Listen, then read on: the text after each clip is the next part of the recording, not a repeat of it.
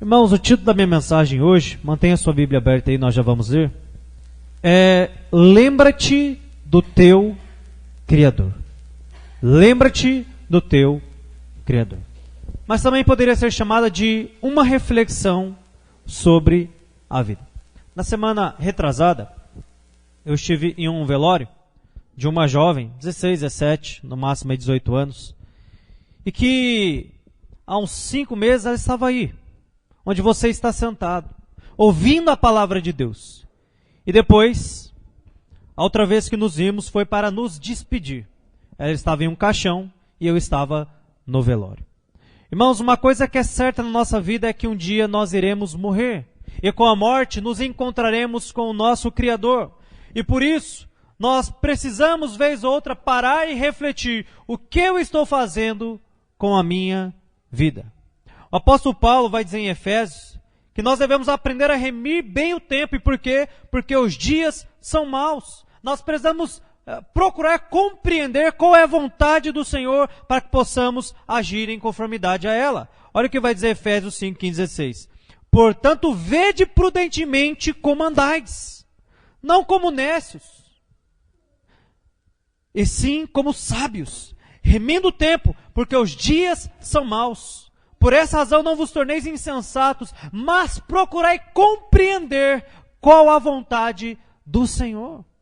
Irmãos, o que Paulo vai dizer é que nós não podemos perder tempo, é que nós não podemos ser tolos, é que nós não podemos ser nécios, é que nós precisamos viver a nossa vida de maneira sábia. E o que para Paulo é viver de maneira sábia? Ora, é compreender a vontade do Senhor e buscar viver conforme ela. É isso que nós precisamos fazer. E por quê? Porque por mais que não pareça, a nossa vida aqui é extremamente breve. Olha o que vai dizer o Salmo 90, 10. Os dias da nossa vida sobem a 70 anos, ou havendo vigor a 80.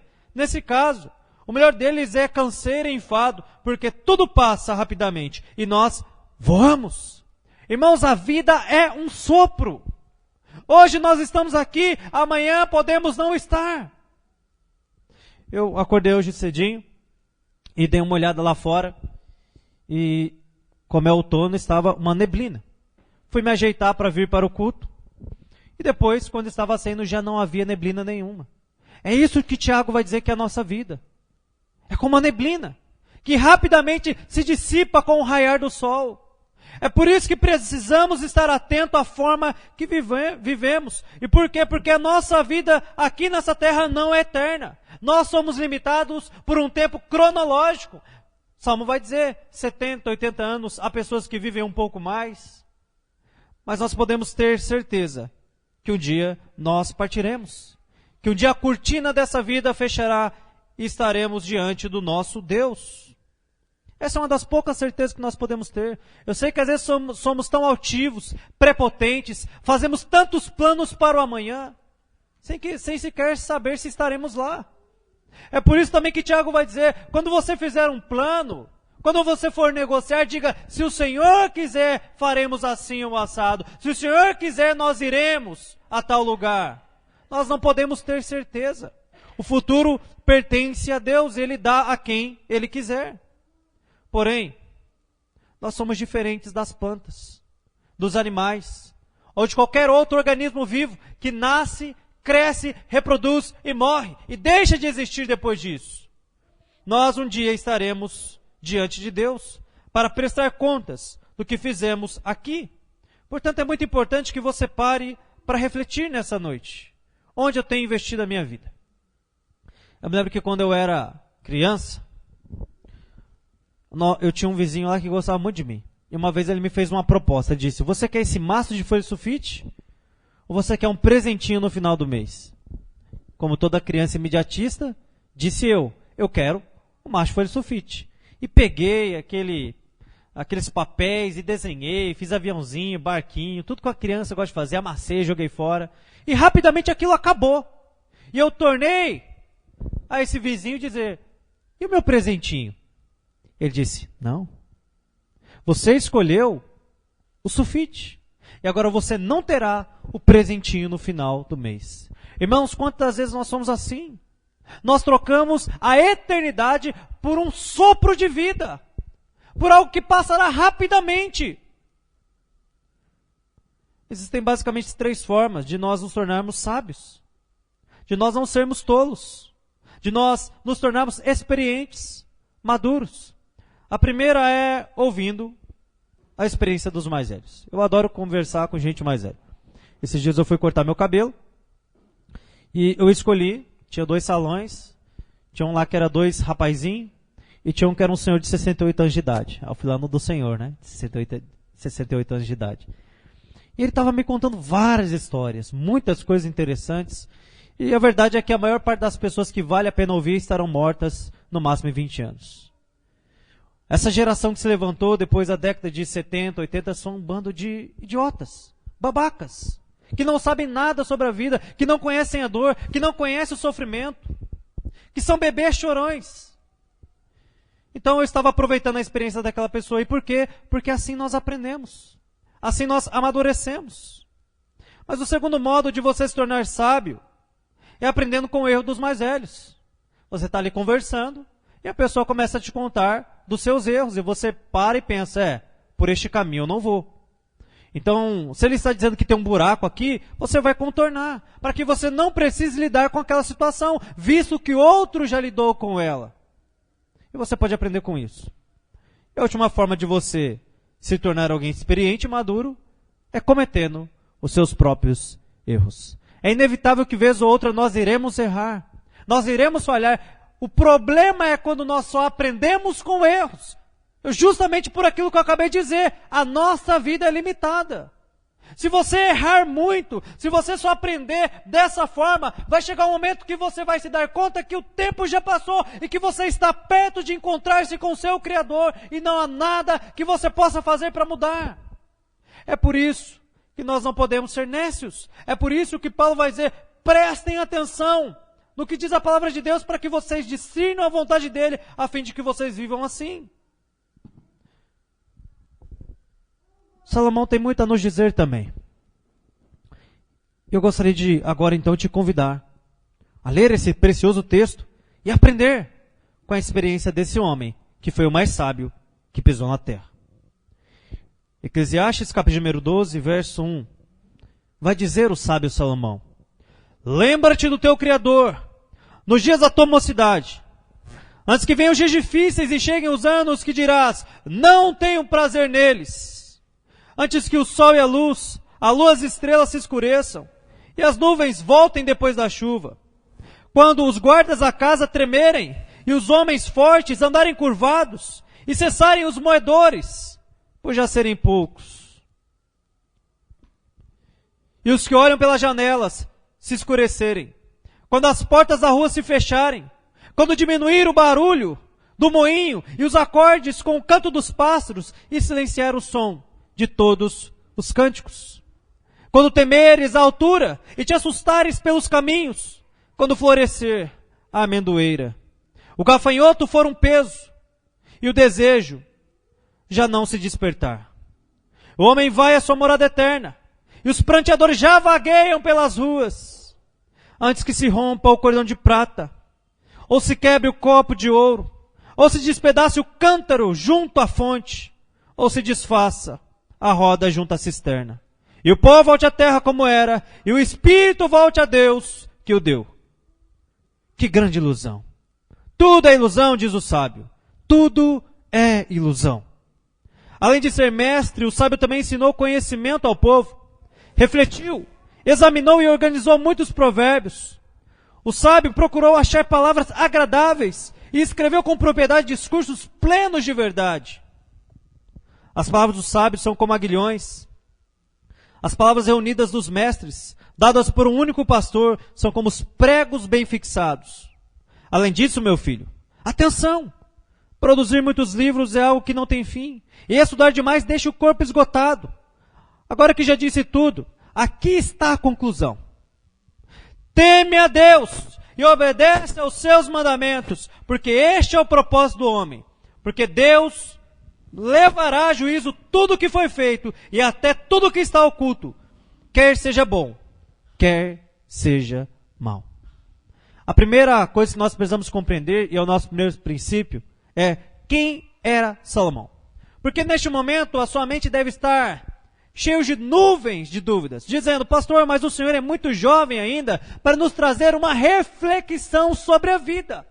O senhor também não viveu lá tantas coisas, não sofreu tanto. Então como é que você pode falar de algo tão profundo, sendo tu também tão jovem?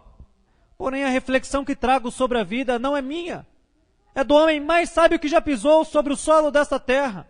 É sobre o homem que teve tudo o que alguém poderia querer: poder, mulheres, dinheiro. O homem que, após alcançar o ápice da vida humana, ele concluiu: tudo isso é ilusão, tudo isso é vaidade. Salomão era um homem poderoso. Ele era o rei de Israel. E por causa das muitas batalhas que seu pai Davi travou, ele não mais precisava sair a campo de guerra. Ele simplesmente fazia alianças. E com isso o seu reinado se ampliava e perpetuava os tempos de paz. Por causa de suas muitas alianças, ele tinha muitas mulheres. 700 mulheres e 300 concubinas. Mas não apenas isso. Ele era abastado de riquezas, tinha muito dinheiro. Salomão, além da sabedoria recebida por Deus, ele tinha poder, ele tinha dinheiro, ou seja, terras, propriedades, bens, todo tipo de privilégio, regalia que um homem poderia gozar naqueles dias. Tudo o que o dinheiro e a sua influência poderia oferecer, ele tinha à sua disposição.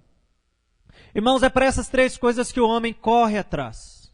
Atrás de poder, reconhecimento, quando não isso, através de aventuras sexuais, ou até mesmo gasta toda a sua vida para acumular riquezas aqui. Pois bem, Salomão conquistou todas essas coisas e ao fim da sua vida ele conclui: isso é vaidade. Salomão, ele tinha todo o prestígio. Durante toda a sua juventude, durante toda a sua vida, durante toda a sua velhice.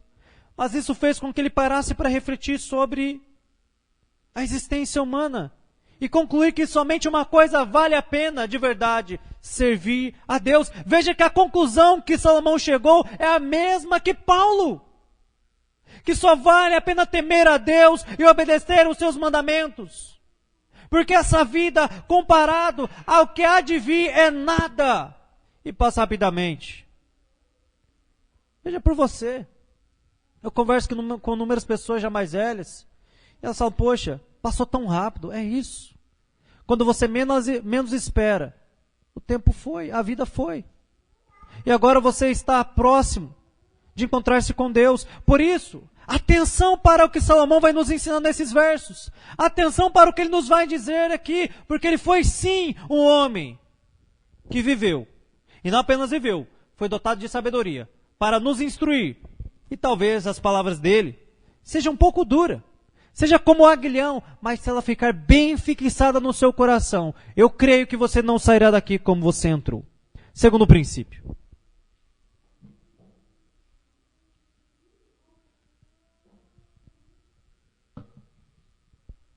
O nosso segundo princípio começa com o primeiro conselho deste velho sábio, que é: lembra-te do teu Criador. E ele vai um pouco além ainda. Ele se dirige aos jovens. Ele vai dizer: lembra-te do teu Criador no dia da sua mocidade. No dia em que você tem todo o vigor. No dia em que você tem toda a energia. No dia em que você está no ápice para servir a Deus. Lembre-se. E por quê? Porque o jovem, ele tem a falsa noção de que ele é eterno. Ele tem a falsa noção que essa vida irá durar para sempre. E por quê? Porque ele não foi muito ao médico, não precisou ir a hospitais, quase não adoece, se recupera rapidamente, foi a poucos velórios, sofreu pouco, grande parte vive às custas dos pais. Então não, eles não vivem de maneira sábia porque não conhecem o que é a vida. E por causa disso, eles tendem a desperdiçar os melhores anos para servir a Deus com coisas banais. Com coisas que não têm importância, significado ou peso na eternidade. Lembra o que João vai dizer?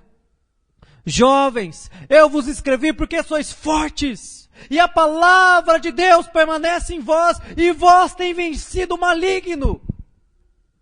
Não, a juventude não é uma época de você curtir. Não é época de você viver a vida de maneira dissoluta, libertina. Ou como se não houvesse um Deus. Não, é época de você servir a Deus com todas as suas forças. E por quê? Porque haverá um dia que você não terá mais essas forças. O problema é que muitos estão atrás da felicidade. Estão à procura da felicidade. E pensam eles que serão felizes quando alcançarem dinheiro, propriedades, alguma influência ou algo do tipo, ou marcarem seu nome na história. Mas não. A felicidade verdadeira só se encontra em Deus. Porque a alegria não é uma coisa, é uma pessoa, e a pessoa de Jesus Cristo. De forma que aquele que vive longe de Deus não pode desfrutar de felicidade genuína e duradoura. Veja os ímpios. Saem, banqueteiam em restaurantes chiques, viajam, têm prestígio, mas é momentâneo. Logo você os vê caindo em tristeza, depressão e por aí vai. E por quê? Porque não se depararam com a verdadeira felicidade. O problema não é o ímpio viver assim, porque o ímpio não conhece a Deus. O problema é quando crentes se esquecem do seu Criador. É como quando os crentes começam a viver como os ímpios. Como se Deus não existisse. Porque é isso que Salomão quer dizer. Lembrar-se do teu Criador não é apenas saber de maneira intelectual, com o seu cérebro, que você tem um Deus, mas é viver para Ele. Mas muitos até frequentam uma reunião de culto, mas ao longo da semana vivem como se Ele não existisse. É o ateísmo prático.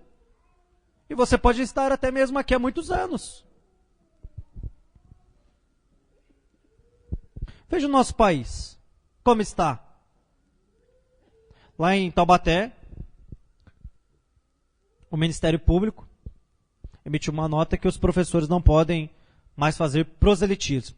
E o que é proselitismo religioso, segundo o entender da MP? É você, por exemplo, dizer uma simples frase como Deus te abençoe. Sabe o que é interessante?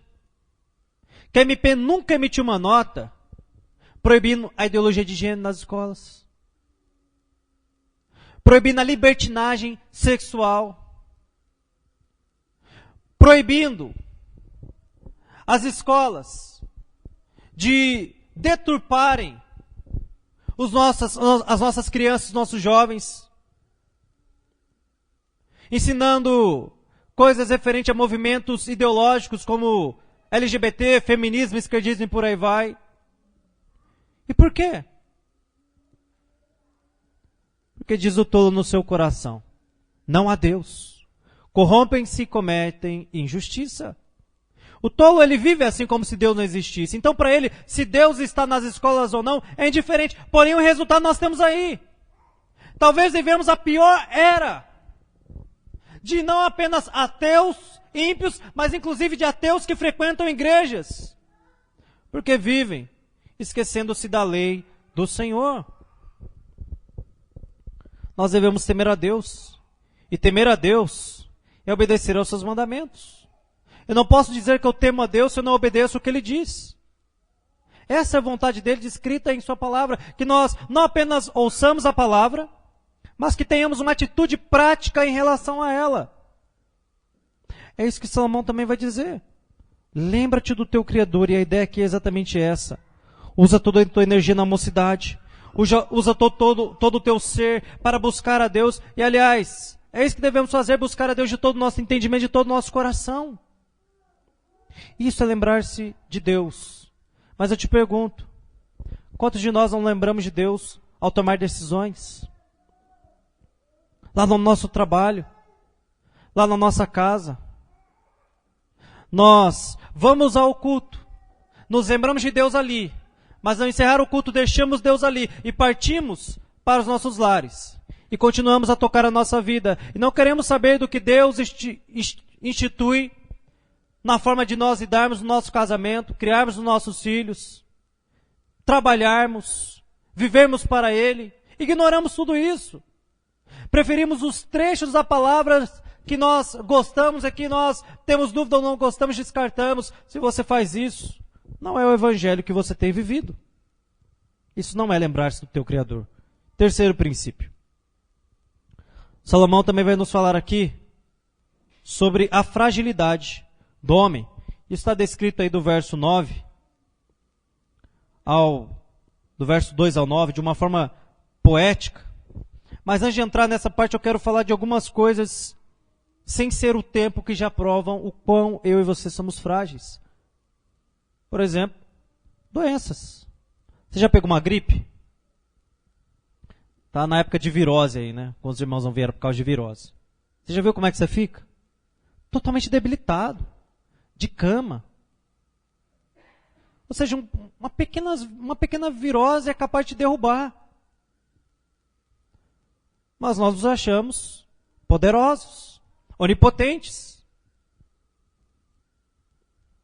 Olha para a história. Ao longo da história, nós tivemos AIDS, câncer, ebola, dengue, zika vírus, H1N1, febre amarela, gripe suína, que matou diversas pessoas. Recentemente, nós tivemos o Covid-19, que dizimou uma grande parte da população. Não apenas do Brasil, mas do mundo. Entramos em crise, ficamos neuróticos, nos trancafiamos em nossas casas, tentamos nos proteger de tudo quanto é forma. Fragilidade. Um vírus microscópico pode derrubar. Mas veja como às vezes somos vaidosos, prepotentes, arrogantes, altivos. Nós achamos que sabemos, sem consultar a Deus. Veja a peste negra que dizimou 1/3 da população europeia. Ou então a gripe espanhola que matou mais de 50 milhões. Isso é muito mais do que matou a Covid-19. Muito mais. Quem pode prever qual será a próxima doença? A próxima epidemia?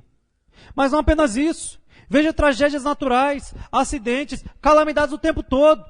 Nós acompanhamos, o Brasil viu aí, aquele rapaz lunático, doido, entre aspas, que entrou numa escola e matou com requintes de crueldade 4 crianças. Quem pode prever um negócio desse? Esses dias foi numa escola. Mas quem pode garantir que não vai ser aqui? Alguém um dia entre um louco aqui atirando em todo mundo? Esfaqueando alguém? Lá no seu trabalho? Quem pode nos dar garantia do amanhã? Ninguém. Veja o quão frágil somos.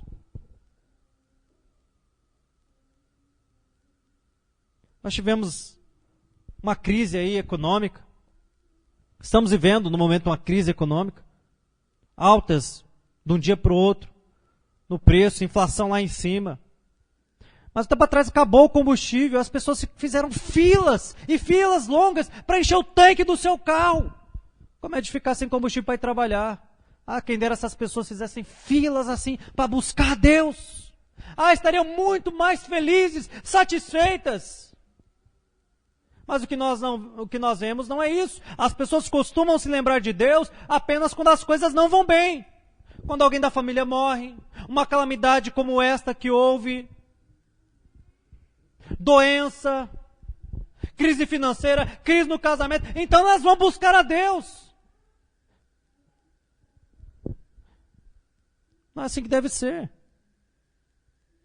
Mas aqui, Salomão vai dar o argumento irrefutável sobre essa questão da nossa fragilidade, que é o tempo.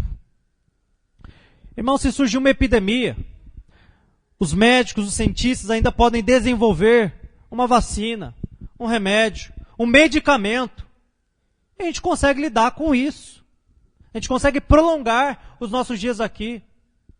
Se surge alguma calamidade, o governo, os cientistas, os engenheiros, os cientistas políticos, eles podem traçar uma estratégia para poder alavancar o país, para poder fazer uma estrutura que aguente a fúria do mar, ou então o peso das montanhas quando decidem ir abaixo. E você pode ter um pouco mais de segurança. Mas eu te digo, quem pode lidar com o tempo? Quem pode fazer com que ele volte, se adiante? Ninguém. É por isso que Jesus vai dizer em Mateus 6, quem de vós, por mais ansioso que esteja, pode acrescentar um côvado à sua vida? Não é possível. O nosso maior adversário é o tempo. É o tempo. Nós não podemos lutar contra ele. E Salomão vai dizer que o tempo ele nos traz limitações, tais como você passa a não enxergar mais tão bem. Os braços e as pernas já não são tão fortes. Os dentes caem. Quantos dentes você ainda tem seu na boca? Hein? É o tempo. São os efeitos do tempo. Já você já não ouve tão bem. As pessoas têm que gritar perto de você. Fulano, é isso e isso. Mas por que você está gritando? Porque você não está ouvindo. A gente vai perdendo.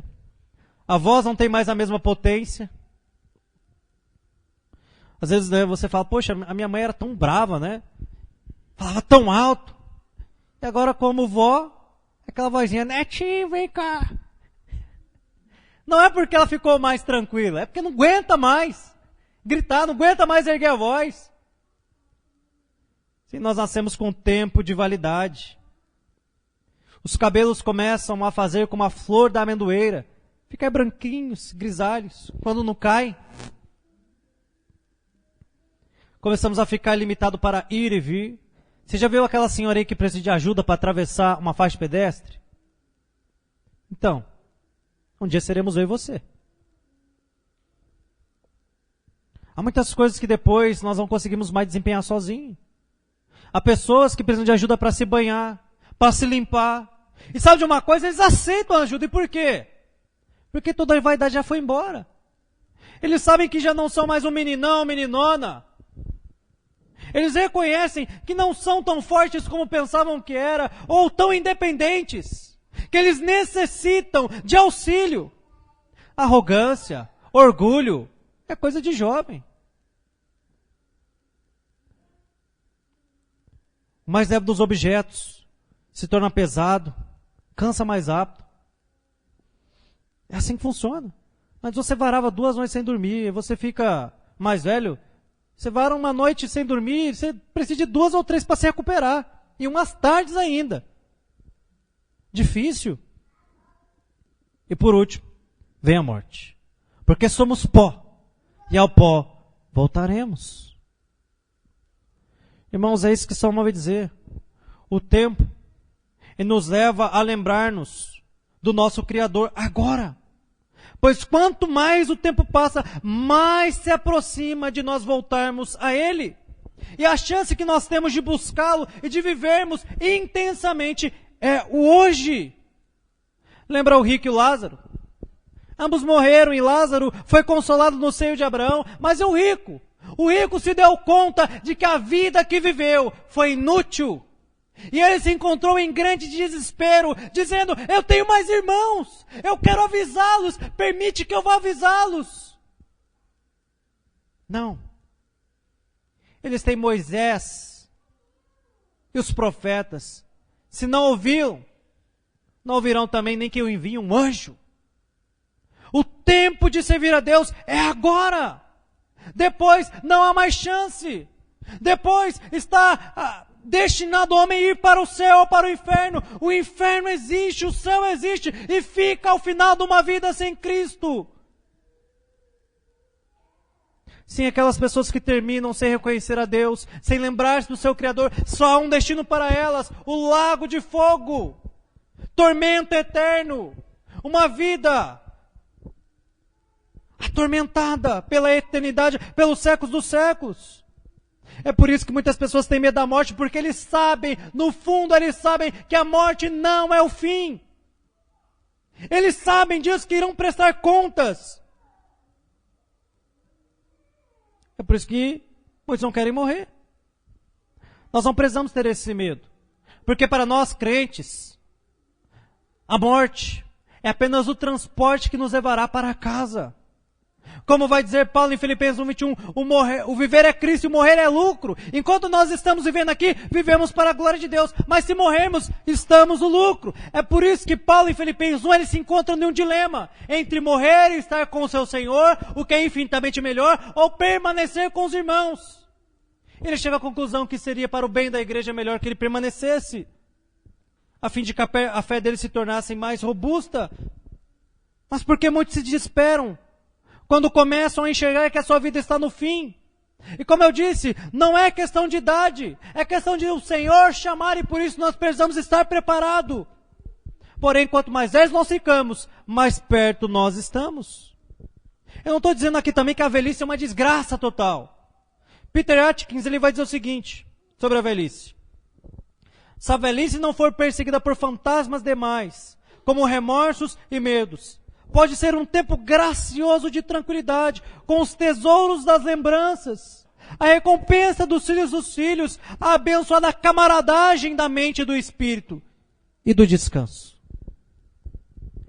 Sim, a velhice pode sim ser um tempo bom, um tempo de tranquilidade, um tempo de boas lembranças da juventude, um tempo de curtir os netos, e um tempo de descansar, visto que já se trabalhou a vida inteira. A experiência, a camaradagem da mente. O problema é que muitos na sua juventude semeiam coisas horríveis. E elas chegam na sua velhice, cheios de arrependimentos, atormentados pelos filhos e pelos filhos dos filhos. E não apenas isso, pela lembrança de coisas que fizeram. Aí sim, este momento, que é para ser de descanso, deleite, e busca para se encontrar com o Senhor, se torna um verdadeiro inferno. Por isso, hoje eu e você precisamos pensar sobre a vida e mudar a nossa conduta. Pastor, mas eu estou aqui na igreja. Não interessa.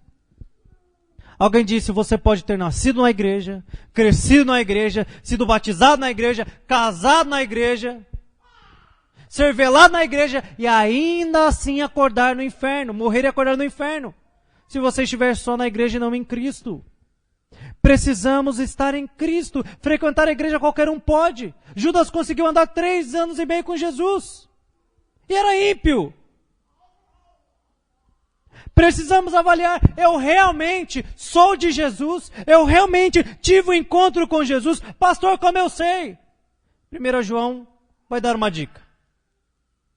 Aquele que é nascido de Deus não vive habitualmente na prática do pecado. Por quê? Porque o que está nele é a divina semente. E este não pode viver pecando. Quer uma dica se você é crente? Você peca e consegue ficar em paz? Consegue tocar a sua vida? Se sim, eu tenho uma péssima notícia para você. Você nunca nasceu de novo. É necessário que você se arrependa e volte-se para Deus. Agora, se você peca e fica mal, se arrepende, ora a Deus, busca mudança, isso é sinal de alguém que se converteu. É fruto da conversão. O verdadeiro convertido ele está sempre em busca de ser transformado. Ele quer ser aperfeiçoado a cada dia que se passa. Veja os pastores não são perfeitos. E faço aqui das palavras de Paulo as minhas. Não julgo ser perfeito, mas prossigo para o alvo pelo prêmio da soberana vocação a qual fui chamado. É isso que nós devemos fazer. Eu não sou perfeito, você não é perfeito, mas a marca de um cristão é que ele está correndo em direção à vocação que foi chamado. Ele vai dizer também que nós devemos andar na medida da perfeição que nós já alcançamos. Então não é que nós devemos ser perfeitos, mas nós devemos buscar a perfeição. Todo santo dia. Todo santo dia. E aqui nós vamos para o último princípio, que é a conclusão de Salomão.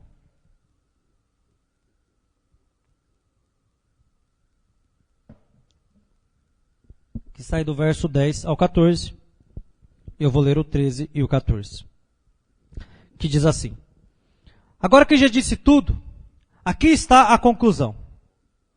Teme a Deus e obedece aos seus mandamentos, porque este é o propósito do homem, Porque Deus levará a juízo tudo o que foi feito, e até tudo o que está oculto, quer seja bom, quer seja mal.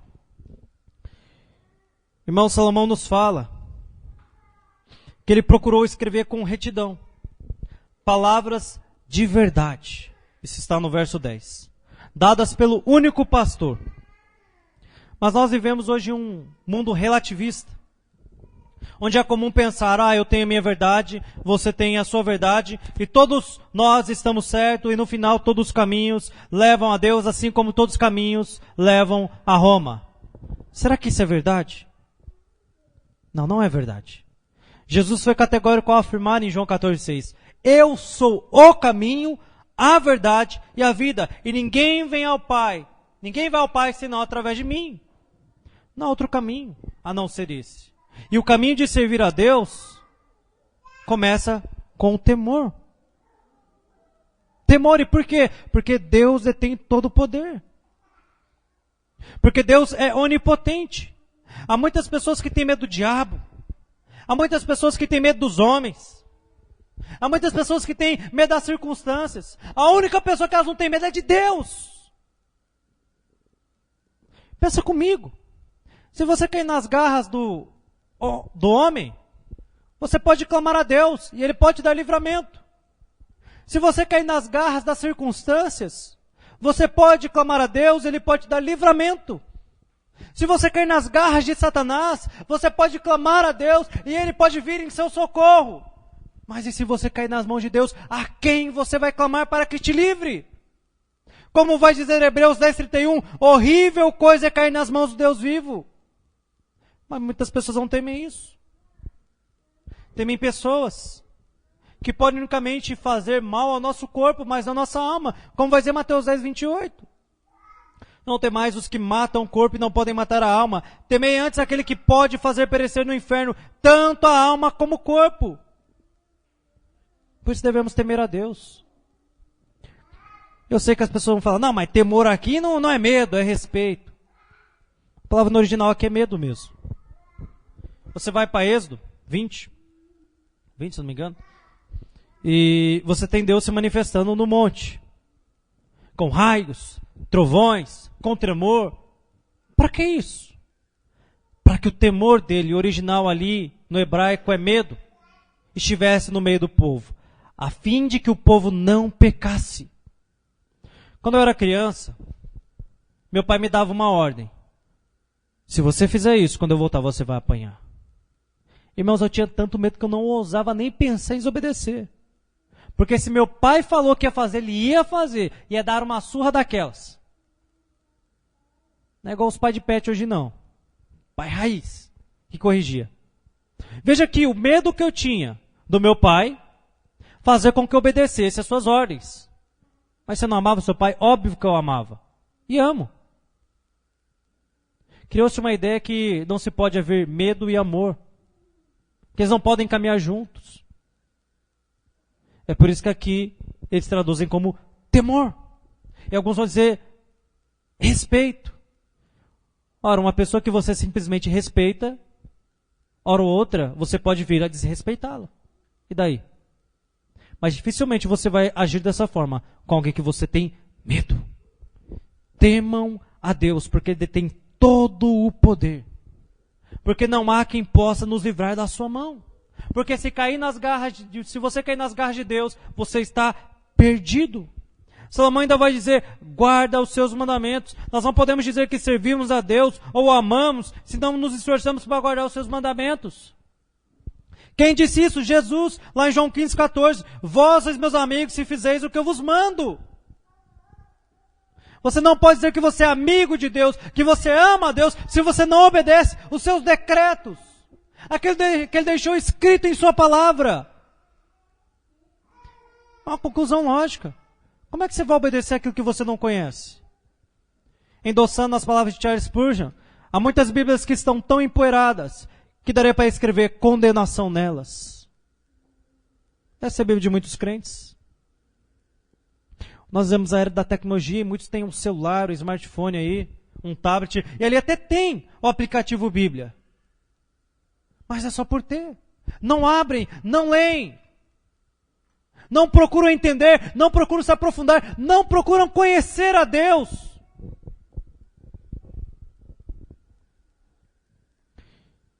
Irmãos, se alguém que deve ser conhecido é Deus. Eu converso com algumas pessoas, às vezes elas sabem tudo sobre o seu personagem de filme favorito, sobre os filmes de Hollywood, sobre séries, sobre futebol. Então começa a conversar sobre Deus. E é tão raso. Por quê? Porque elas amam mais essas coisas do que a Deus. A prova é que elas não conhecem as Escrituras. E aqui não estou dizendo uma espécie de farisaísmo, dizendo que quem não lê a Bíblia não é salvo. Eu estou dizendo que quem é salvo, ele tem amor, ele tem desejo de conhecer ao seu Deus. É isso que Jesus vai dizer. Vós sois meus amigos se fizeis o que eu vos mando. Mas como é que você pode saber se você está agradando a Deus se você não conhece a sua palavra? Nós não podemos servir a Deus como bem entendemos. Às vezes a gente, por sermos politicamente corretos, nós aceitamos qualquer coisa das pessoas. As pessoas nos dão algo que às vezes a gente nem gosta muito. A gente, obrigado. Deus abençoe. Mas Deus não é assim.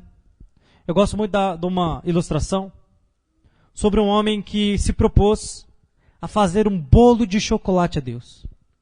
Então ele gastou todo o seu tempo, todo o seu dinheiro, recurso, para contratar os melhores confeiteiros, para importar o melhor chocolate, para fazer o bolo perfeito, para quando se apresentar diante de Deus, entregar a Ele. Então ele morreu. Ele levou o bolo de chocolate consigo e falou, Deus está aqui, esse bolo de chocolate eu fiz com muito esmero, eu investi a minha vida inteira para trazer e fazer o mais perfeito bolo para o Senhor, está aqui o seu bolo de chocolate. Então Deus olha para ele e fala, mas eu não gosto de chocolate, eu gosto de baunilha. Está vendo? Aquele homem perdeu toda a sua vida, todo o seu tempo. E quantos crentes são assim? Estão vivendo de uma forma que acham que estão agradando a Deus. Investem todo o seu tempo, todo o seu esforço, todo o seu recurso, mas correm o risco de chegarem a Deus e Ele dizer, apartai-vos de mim, porque jamais os conheci.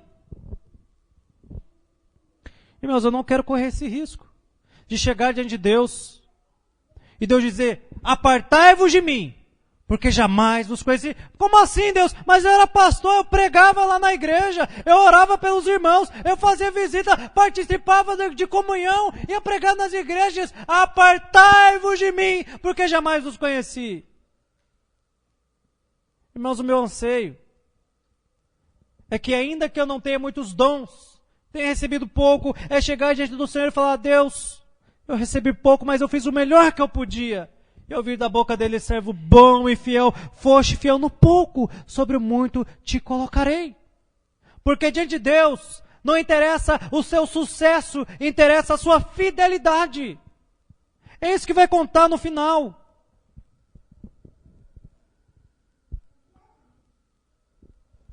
Somente os mandamentos de Deus têm o poder para nos trazer verdadeira sabedoria, para nos levar a viver uma vida consagrada diante de Deus. Somente os mandamentos do Senhor têm poder para transformar, mudar a nossa vida, para nos lapidar, para nos aperfeiçoar. É apenas através da palavra que podemos conhecer a Deus. É apenas através da palavra que podemos chegar à salvação, ou melhor, à fé. A fé vem pelo ouvir, e ouvir a palavra de Deus. Romanos 10:17. Portanto, como Salomão vai dizer, este é o dever de todo homem. Todo homem. E todos aqui no original hebraico é todos. É por isso que todos serão indesculpáveis. É certo que Deus ele se manifesta e mostra os seus traços na criação, na consciência, mas ele se manifestou e se mostrou através do Filho, e o Filho nos deixou a sua palavra. Chancelou o Antigo Testamento e o Novo, que foi escrito por seus apóstolos e pessoas que estiveram próximo a ele. Portanto, todo homem é indesculpável diante de Deus. Ninguém poderá se apresentar diante de Deus e falar, onde estava tu, Senhor, para que eu te conhecesse? Ele dirá, todo domingo, quando o pregador abria a palavra, eu estava lá na boca dele. Todo dia, Quando você olhava para a sua estante e tua Bíblia estava lá fechada, eu estava lá. Você nunca quis me conhecer. Você priorizava outras coisas. O seu celular, o entretenimento. Mas eu sempre estive ali querendo me dar a conhecer. Mas onde tu estava para me conhecer?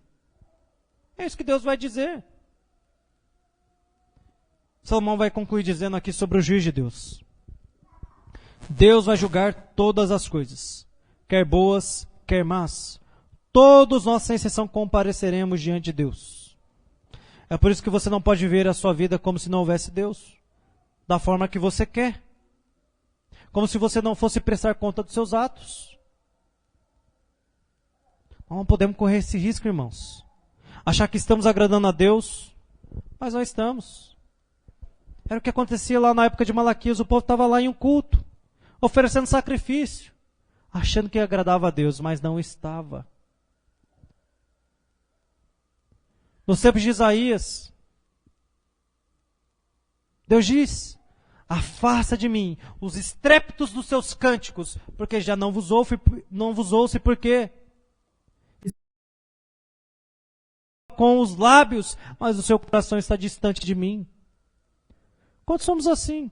Quando nós somos assim, louvamos a Deus, declaramos as suas verdades, mas aquele louvor não é uma realidade. Isso é muito triste. Dizemos que Ele é o Senhor da nossa vida, até que a vontade dEle entre em conflito com a nossa, e escolhemos a nossa. Mas saiba você que você vai prestar conta diante de Deus. E aqui temos um grande problema, não é? Quem é bom? Quem pode se apresentar diante de Deus como perfeito? Quem pode bater no peito e dizer, eu sou justo? Se passasse aqui uma semana da sua vida nesse telão, seus pensamentos, os desejos do seu coração, provavelmente você sairia dessa igreja e nunca mais voltaria. Mudaria de nome, aparência, porque realmente é algo vergonhoso. Jeremias vai dizer que o nosso coração é corrupto, desesperadamente corrupto. Só isso é testemunha de que nós necessitamos de Deus. Romanos 3:10 ao 12 vai dizer, como está escrito, não há um justo sequer, nenhum sequer. Não há quem entenda, não há quem busque a Deus. Todos extraviaram, as almas se fizeram inúteis. Não há quem faça o bem, não há um sequer. Essa é a realidade do ímpio. Essa é a realidade de todo homem. Mas há uma chance para nós. Hoje se rememora a Páscoa que nós não celebramos. Mas nós podemos celebrar uma coisa. Que com a ressurreição de Jesus Cristo, nasceu também a esperança para mim e para você. Nós olhamos para a nossa vida e pensamos, eu sou miserável mesmo. Eu sou muito miserável. E quando você olha para si, você diz, eu não consigo, eu não dou conta. Os mandamentos do Senhor são santos. É por isso que Jesus Cristo nos convida a olhar para Ele, a depositar toda a nossa fé, a crer, colocar a nossa confiança na sua obra, na sua morte e ressurreição, sabendo que diante de Deus é isso que há de nos justificar. Ou seja, apesar de nós, apesar do que fazemos, apesar das nossas obras, Jesus Cristo, somente com o seu sangue, tornou-se suficientemente agradável aos requisitos estabelecidos por Deus. Então que você possa nessa noite, não apenas refletir sobre a sua vida, e se você for sincero, você vai perceber que há muito a se melhorar. Mas não apenas isso, que você tem uma atitude prática para melhorar. Primeiro, porque Jesus te salvou. Você foi perdoado de suas dívidas. Não devemos nós agora viver de forma grata a esse Deus? Viver para esse Deus que nos arregimentou para servi-lo? Óbvio que sim. Se o seu sangue foi poderoso para nos salvar, este sangue também é poderoso para nos levar a andar todos os dias em novidade de vida. Para nos levar a lembrar todos os dias do nosso Criador. Se assim fazemos, nós podemos sair daqui com esperança, crendo que aquele que começou a boa obra em nossa vida há de concluir, até a vinda de Cristo. Portanto, não desperdice essa oportunidade. Apegue-se ao seu Deus, de toda a sua mente, o seu coração. Abandonem os cuidados fúteis dessa vida. Passem a refletir que você tem um tempo estimado e Deus vai requerer de suas mãos a dádiva da vida que Ele te concedeu. Portanto, que o nosso viver seja para Cristo. E se morrermos, estaremos no lucro, pois estaremos com o nosso Senhor. Quantos creem? Vamos ficar de pé?